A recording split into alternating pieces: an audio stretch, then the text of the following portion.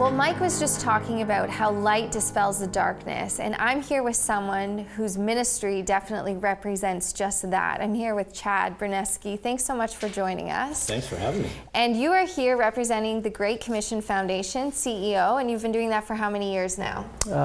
Just became CEO, but I've been with them for about 2.5 years.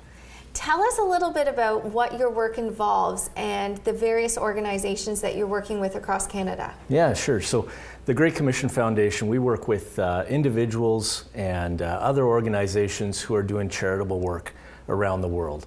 So how it works is they will be the front line, the people on the ground serving others in a variety of different ways.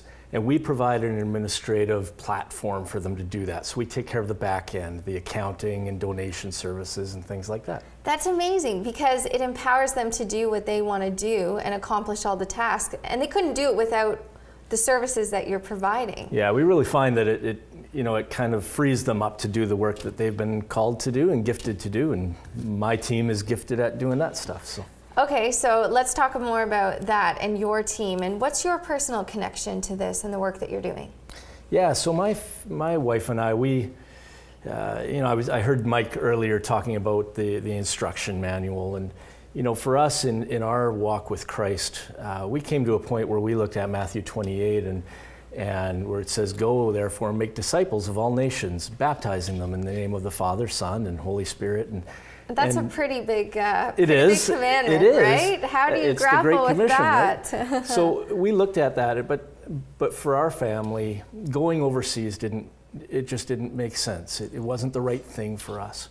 But God provided a way for us to be part of missions, be part of serving others who are able to go over and be on the ground. And so it's been a really nice thing to be able to have our family involved in something on the front seat, really, of what God is doing through so many different people. I think that's actually such a valuable thing that you've just said, because a lot of times we can even interpret that verse as, okay, then that means I must go, or God's going to send me to Africa or India, and I don't really want to go there at all. Right. And or if I'm not doing that, then am I fulfilling the Great Commission?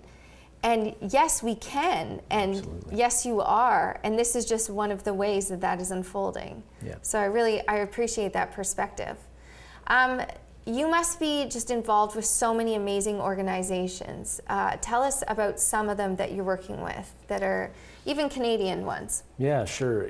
There's stuff happening all across the country, and then I look at the Canadians who are going overseas and doing things. There's lots happening. Really, in every community across the country, you can see charitable projects that are happening. We have people, a few projects in the downtown east side of Vancouver who are, just helping those who are struggling with drug addiction and things like that, living among them, caring for them, loving them, just serving them.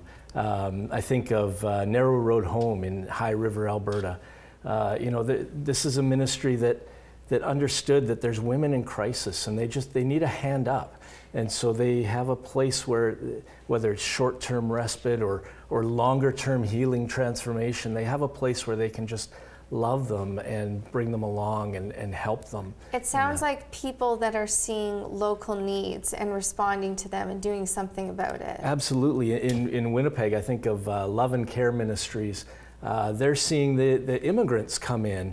And what a culture shock, right? They've got so many needs and so many things going on, and they can stand there and observe them from across the street, but they've decided, no, you know what, we're gonna help them. We're gonna meet their needs, whether it's food or furniture or whatever it is, and they just love on them, and they've now actually hired a pastor to kind of be the pastor of that community, and it's beautiful. Isn't that something? Yeah. And so you're just helping to empower these individuals in doing this work. Yeah, we find we can just free them up to do that work and take care of that. So you've talked about a couple local projects that are happening here. What about something that's more international?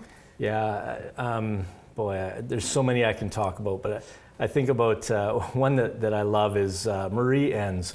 So Marie runs Rescue Cambodia, and it's an orphanage, and she has homes for families who are afflicted with AIDS, and just again helping them along. She now has, I think, over 500 kids in orphanages and 20 families in these in these homes. And Marie was 66 years old, No and way. her organization said, you know what, it's time to retire. And she said, no, I don't think my work is done here. So she continued. She's now 82 years old. She's still serving. She's going to phase 4 of their ministry, and she's building a leadership team there in Cambodia. So sustainability will happen with this ministry. It's awesome. Isn't that something? Yeah. 82 years old Yeah. and still continuing on with the work. It Yeah. just goes to show how much God can do through us in our lifetime. Absolutely. So what do you think is at the core of all of this? If you were to leave our viewers with something, one piece of information surrounding all of this, what would it be? Yeah, I think we all look for purpose in our lives. We look for things that we can grab onto. Absolutely. And I was reading 1 Corinthians 13 the other day, and it said, in the end, faith, hope, and love abide. But the greatest of these is love. And I think we can have faith in things, we can put our hope in things, but with love, it's different. You've got to kind of surrender yourself to it. And I think what I see in the people that we work with is they've learned to surrender themselves to Jesus' love. And in that, it becomes everything to them. It's not one single passion. It defines everything in their life. And so they see people, whether it's across the street, their neighbor there, or across the world, they see Jesus' love for those people, and they just respond to it. Absolutely. We were talking earlier about, is Jesus God, and that whole concept, and making Jesus the center. And I feel just even as you describe that and you tell some of these stories, it's people that have embraced that truth wholeheartedly and love, like you're saying, and it flows everywhere. Absolutely. All around them. Chad, thank you so much for joining us. Thank you. It's been a pleasure to just get to know more about the Great Commission Foundation.